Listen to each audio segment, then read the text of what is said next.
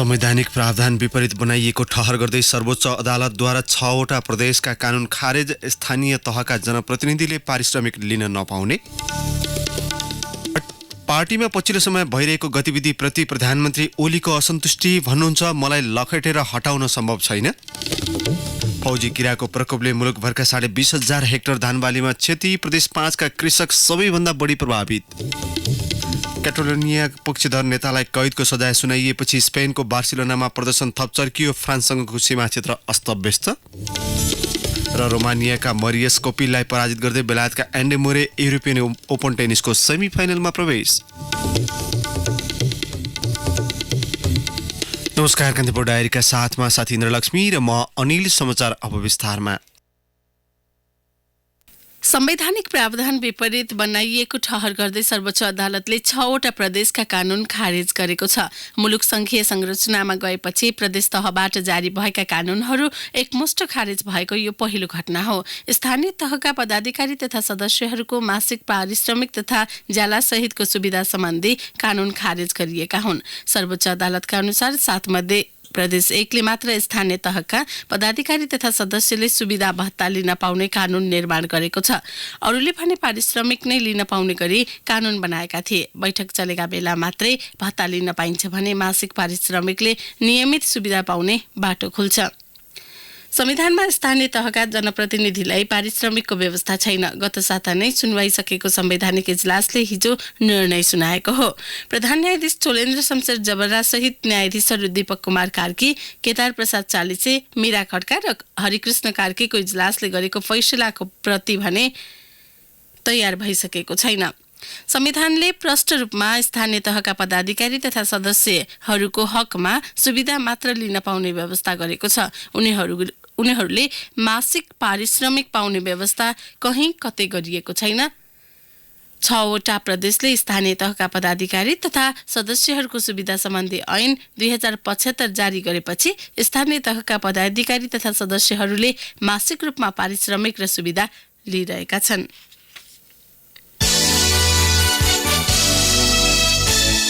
प्रधानमन्त्री केपी शर्मा ओलीले पार्टीमा पछिल्लो समय भइरहेको गतिविधिप्रति असन्तुष्टि जनाउनु भएको छ। आलो पालो सरकारको विषय, तत्कालीन माओवादी केन्द्रसँगको एकता प्रक्रिया, 2 अध्यक्ष लगायतका विषयमा भइरहेको टीका टिप्पणीप्रति ओलीले असन्तुष्टि जनाउनु भएको हो। उहाँले भन्नुभयो, 2 अध्यक्ष भने पनि एउटा सिनियर हुन्छ, अर्को जुनियर, तर हामीले एकदम बराबरीको हैसियतमा जस्तो व्यवहार गरेका छौँ। संयुक्त अध्यक्षताको बैठक हुने गरेको छ।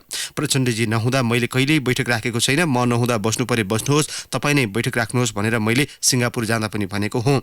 उहाँलाई उपाध्यक्ष त कसैले भनेन नि, तर पार्टी चलाउने भनेको एकल रूपमा चलाउने त होइन, 2 अध्यक्ष छँदैछ हुने।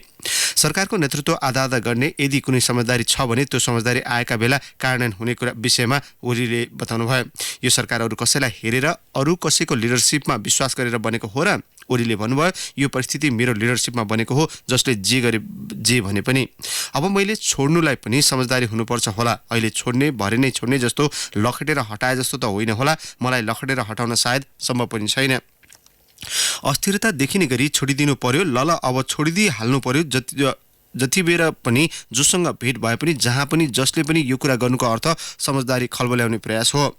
अमेरिकामा 4 वर्षमा चुनाव हुन्छ। यो राष्ट्रपति अब 1 वर्ष त हो नि भन्दै कोही हिँड्छ? अब समय सिद्धियो भनेर त हिँड्दैन नि।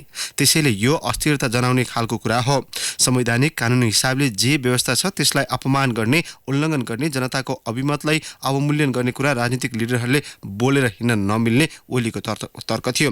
प्रधानमन्त्री ओलीको विस्तृत अन्तर्वार्ता आजको कान्तिपुर दैनिकमा प्रकाशित छ। प्रतिनिधि सभा र प्रदेश सभाको उपनिर्वाचनको उम्मेदवारी दर्ता कार्तिक 21मा र स्थानीय तहको उम्मेदवारी दर्ता कार्तिक 27 गते हुने भएको छ। 3वटै तहका रिक्त 52 पदका लागि एकै दिन मङ्सिर 14 गते उपनिर्वाचन हुँदैछ। निर्वाचन आयोगले हिजो उपनिर्वाचन कार्यक्रम सार्वजनिक गरेको हो। प्रमुख निर्वाचन आयुक्त दिनेश थपलियाले कानूनले प्रतिनिधि सभा, प्रदेश सभाका लागि चुनाव प्रचार प्रसारको अवधि कम्तीमा 15 दिन तथा स्थानीय तहका लागि कम्तीमा 8 दिन हुनुपर्ने भनेकाले मनोनयन दर्ताको मिति अलग अलग भएको बताउनुभयो। 2074 मङ्सिरमा भएको प्रतिनिधि सभा र प्रदेश सभा निर्वाचनका लागि प्रचार प्रसारका लागि 25 दिनको समय दिएको छ। यसपटक प्रतिनिधि सभा र प्रदेश सभाका उम्मेदवारले प्रचार प्रसारका लागि 16 दिनको समय पाउनेछन्। आयोगले निर्धारण गरेको निर्वाचन कार्यक्रम सम्बन्धी स्थानीय तहतर्फ कार्तिक 27 गते बिहान 10 देखि 1 बजेसम्म उम्मेदवारी मनोनयनको दर्ता समय तोकिएको छ। त्यही दिन उम्मेदवारको सूची प्रकाशन गरिनेछ। 28 गते उम्मेदवार उपर उजुरी गर्ने, 29 गते नामावली प्रकाशन, 30 गते उम्मेदवारले नाम फिर्ता लिने र उम्मेदवारको अन्तिम नामावली प्रकाशन गर्ने कार्यक्रम रहेको छ। स्थानीय तहका उम्मेदवारले प्रचार प्रसारका लागि 10 दिन समय पाउनेछन्। यसअघि 15 दिनको समय पाएका थिए। प्रमुख आयुक्त थपलियाले विभिन्न रिपोर्टहरूले प्रचार प्रसारको समय बढी हुँदा निर्वाचन खर्च बढ्ने देखाएकाले त्यसलाई घटाइएको बताउनुभयो। क्षेत्राधिकार नभएका विषयमा मुद्दा हेरेको भन्दै छानबिनमा तानिएका उच्च अदालत पोखराका 3 जना न्यायाधीशमध्ये नरबहादुर साई खराब आचरणको आरोपमा बर्खास्तीको सिफारिसमा परेका छन्। चितवनको आन्तरिक राजस्व कार्यालयले गरेको निर्णय विरुद्ध परेको निवेदनमा प्रादेशिक क्षेत्राधिकारका विषयमा गम्भीर त्रुटि गरी आदेश गरेको भनी सर्वोच्च अदालतले गत साउन 9 गते उच्च अदालतका न्यायाधीशहरू जीवनहरि अधिकारी, नरबहादुर साई र रामचन्द्र यादवलाई न्याय परिषदमा झिकाई छानबिन गर्न आदेश दिएको थियो। न्याय परिषदको निर्णयबारे प्रवक्ता मानबहादुर कार्कीले कान्तिपुरसँग भन्नुभयो, छानबिनमा परेका मध्ये 2 जनाले राजीनामा दिएकाले उहाँहरूका बारेमा बोल्नु परेन। शाहीका हकमा खराब आचरणका विषयमा बर्खास्त गर्न सिफारिस गर्ने निर्णय भएको हो। उनले अरू विषयवस्तु प्रतिवेदनमा रहेको भन्दै खुलाउन चाहेनन्। न्याय परिषदका एक सदस्यका अनुसार प्रायजसो कर विवादमा मुछिरहने गोर्खा ब्रुअरीको मुद्दामा विवादास्पद आदेशका दिन शाहीको मोबाइलबाट मुद्दाका पक्षधरको मोबाइलमा मेसेज गएको भेटिएको छ। मेसेजमा काम भयो, हस्ताक्षर हुन बाँकी छ भन्ने ब्यौरा रहेको ती सदस्यले बताए। उनले भने छानबिनमा हेर्दा मुद्दाको पक्षसँग 3 जना न्यायाधीश सम्पर्कमा रहेको पुष्टि भएको छ। राजीनामा दिएका न्यायाधीशबारे परिषदले भने कुनै टिप्पणी गरेको छैन। छानबिन सुरु हुनासाथ राजीनामा दिई कान्तिपुरमा लिखित प्रतिक्रिया पठाउँदै न्यायाधीश जीवनहरि अधिकारीले आफूले आदेशमा कुनै त्रुटि नगरेको र आचार संहिता पनि उल्लङ्घन नगरेको दावी गरेका थिए। बलात्कार प्रयासको आरोपमा पक्राउ परेका निवर्तमान सभामुख कृष्ण बहादुर महराले स्वास्थ्य प्रतिकूलताको कारण देखाई बयान दिन अस्वीकार गरेका छन्। पक्राउ परेको 4 दिनसम्म अस्पताल भर्ना भएका महराले स्वास्थ्य अवस्था प्रतिकूल रहेको भन्दै बयानमा भाग लिन अस्वीकार गरेका हुन्। बयान सुरु हुन नसक्दा प्रहरीले थालेको अनुसन्धान प्रक्रिया अघि बढ्न सकेको छैन।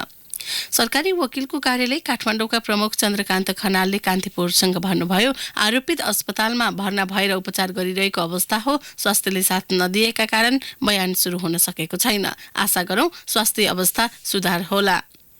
आइतबार बयान लिने र म्याद थपका लागि अदालतमा पेश गर्ने हाम्रो तयारी छ। महरालाई पक्राउ गरी थुनामा राख्न जिल्ला अदालत काठमाडौँले दिएको 13 दिनको समय सीमा हिजो सकिएको छ। सरकारी वकिल कार्यालयका प्रमुख खनालले प्रहरीले को अनुसन्धानमा रहेको भन्दै अरू विवरण खुलाउन चाहनु भएन।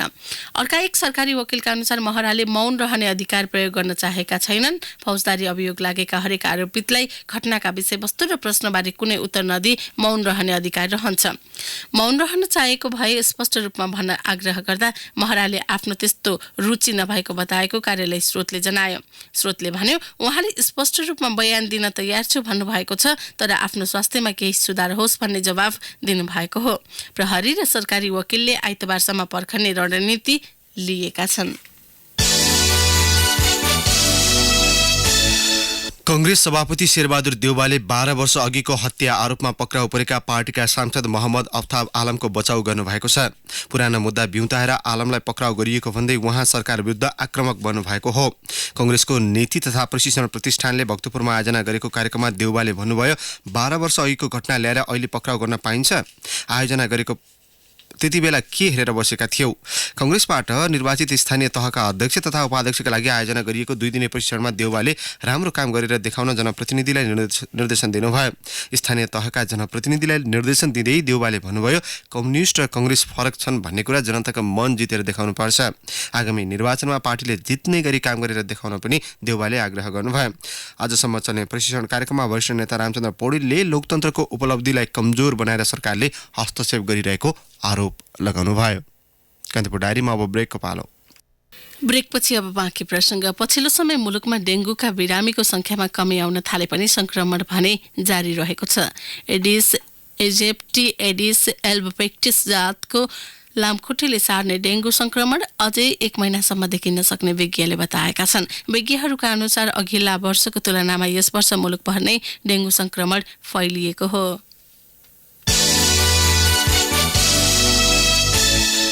प्रहरीले बिहिबार राति बैठकस्थल घेरा हालेर पक्राउ गरेका नेत्रविक्रम चन्द समूहका नेताबाट बरामद हतियार तथा विस्फोटक पदार्थ शुक्रबार हिजो सार्वजनिक गरेको छ। पक्राउ परेकाहरूलाई भने सार्वजनिक गरिएको छैन।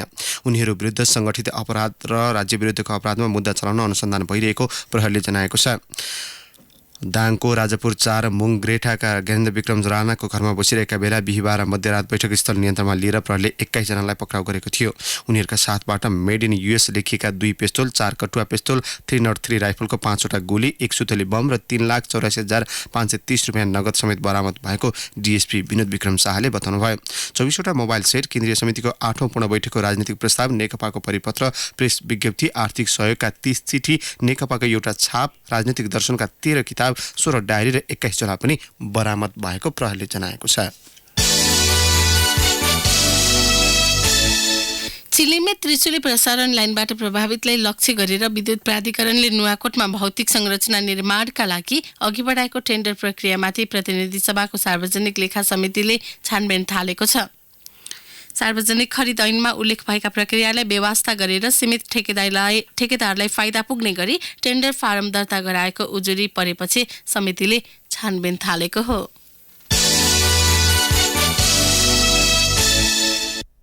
निर्माण सामग्री खरिदका क्रममा उपभोक्ता ठगेको आरोपमा गुण्डा नाइकेसहित 23 जना गिट्टी बालुवा तथा इट्टा डिपो सञ्चालक पक्राउ परेका छन्। प्रहरीको महानगरीय अपराध महाशाखाको टोलीले हिजो स्वयम्भू, बालाजु र महाराजगञ्ज क्षेत्रबाट अपराधिक गतिविधिमा पटक पटक सजाय भुक्तान गरी छुटेका बागे भनिने सुकबहादुर लामासहित 23 डिपो सञ्चालकलाई पक्राउ गरेको हो। टोलीले डिपो सञ्चालक पक्राउसँगै निर्माण सामग्री बोक्ने 35 सवारी साधन समेत नियन्त्रणमा लिएको छ। महाशाखाका अनुसार पक्राउ परेका डिपो सञ्चालकमा जय महालक्ष्मी सप्लायर्सका प्रकाश श्रेष्ठ, वज्र इन्टरप्राइजेसका वीरेन्द्र कुइकेल, शिवशक्ति सप्लायर्सका अर्जुन भुजेल, गरिमा सप्लायर्सका दिपेन्द्र केसी, कामना इन्टरप्राइजेसका बद्री गिरी र जेबीएस सप्लायर्सका बागे भन्ने सुकबहादुर लामा छन्। यस्तै शुभकामना सप्लायर्सका सुरेन्द्र केसी, खाँडादेवी निर्माणका प्रकाश भण्डारी, सीतादेवी सप्लायर्सका राजु थापा, पञ्चेश्वर सप्लायर्सका महेश्वर श्रेष्ठ, धनेश्वर सप्लायर्सका सन्तोष कुँवर, श्रीभूमि सप्लायर्सका श्यामबहादुर मगर, नोनेम सप्लायर्सका पुष्कर थापा, श्रीकाली भैरव सप्लायर्सका बुद्धिराज थापा मगर, कुण्डला सप्लायर्सका मदन प्रधान, कालिका सप्लायर्सका तोपनारायण श्रेष्ठलाई समेत पक्राउ गरिएको प्रहरीले जनाएको छ। यस्तै आकर्षक सप्लायर्सका अर्जुन श्रेष्ठ, स्वयम्भू सप्लायर्सका कृष्णहरि नगरकोटी, महालक्ष्मी सप्लायर्सका मनोहर श्रेष्ठ, भ्याली क्वालिटी सप्लायर्सका विजय भन्ने, जोगबहादुर तामाङ, गोर्खाली सप्लायर्सका गोपाल भण्डारी, विज्ञान सप्लायर्सका सिंहबहादुर तामाङ र नवअरुण सप्लायर्सका रामकृष्ण श्रेष्ठलाई पनि प्रहरीले पक्राउ गरेको छ।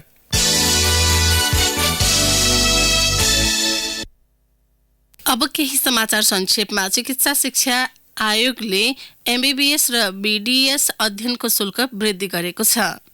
चीन सरकारले नेपाली सेनालाई सैन्य सामग्री खरिद गर्न करिब 2 अर्ब 50 करोड रुपियाँ अनुदान सहयोग गर्ने भएको छ। सैन्य सहयोगको यो सम्झौतामा नेपालको तर्फबाट चीन भ्रमणमा रहेका उपप्रधान तथा रक्षा मन्त्री ईश्वर पोखरेलले हस्ताक्षर गर्नुभएको रक्षा मन्त्रालयका प्रवक्ता सन्तबहादुर सुनवालले जानकारी दिनुभयो। विदेशी शिक्षण संस्थाबाट सम्बन्धन लिएर मापदण्ड पूरा नगरी चलेका कलेज बन्द हुने भएका छन्। विश्वविद्यालय अनुदान आयोगका सदस्य सचिव देवराज अधिकारीको संयोजकत्वमा गठित अध्ययन कार्यदलले भौतिक, शैक्षिक लगायतका पूर्वाधार पूरा नगरेका शिक्षण संस्था बन्द गर्न सुझाव दिए अनुरूप शिक्षा, विज्ञान तथा प्रविधि मन्त्रालयले मापदण्ड तयार गरिरहेको छ।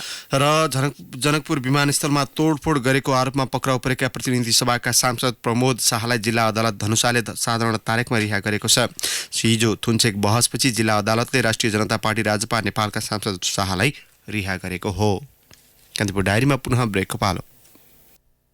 ब्रेकपछि अब आर्थिक प्रसङ्ग। नेपाल र बङ्गलादेश बीच कार्तिक 4 र 5 गते काठमाडौँमा हुने वाणिज्य सहसचिव स्तरीय प्राविधिक समितिको बैठकमा बस सेवा सञ्चालनबारे छलफल हुने भएको छ। सरकारका प्रवक्ता तथा सञ्चार मन्त्री गोकुल प्रसाद बास्कोटाका अनुसार बैठकमा नेपाल र बङ्गलादेश बीच व्यापार, वाणिज्य, लगानी, अभिवृद्धिसँगै बस सेवा सञ्चालनका विषयमा छलफल हुन लागेको हो।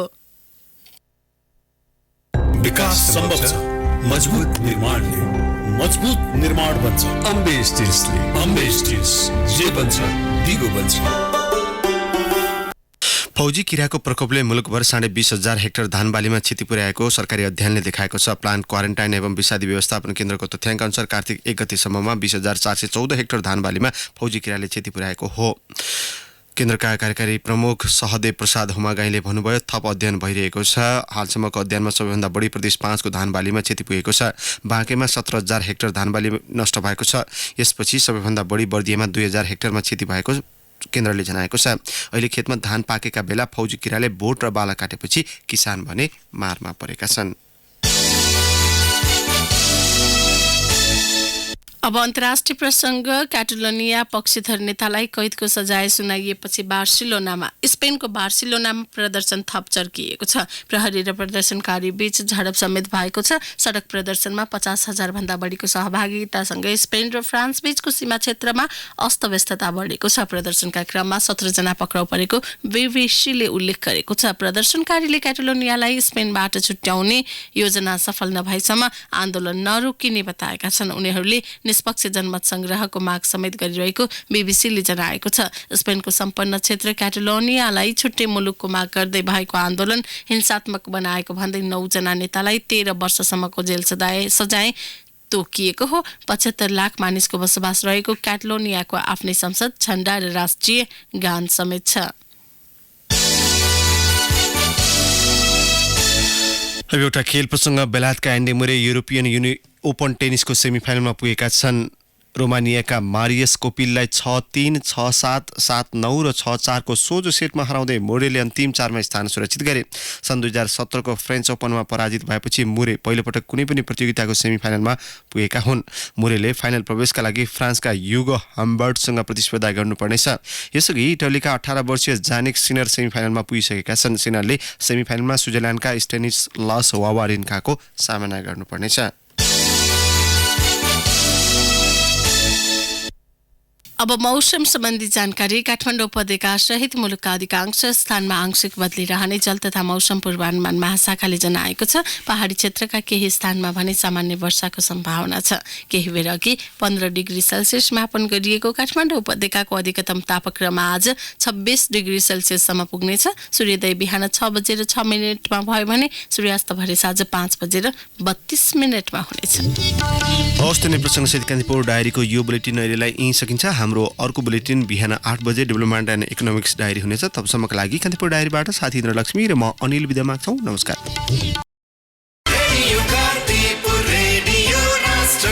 सूचना र मनोरञ्जनको सम्वाहक रेडियो राष्ट्रको रेडियो कान्तिपुर।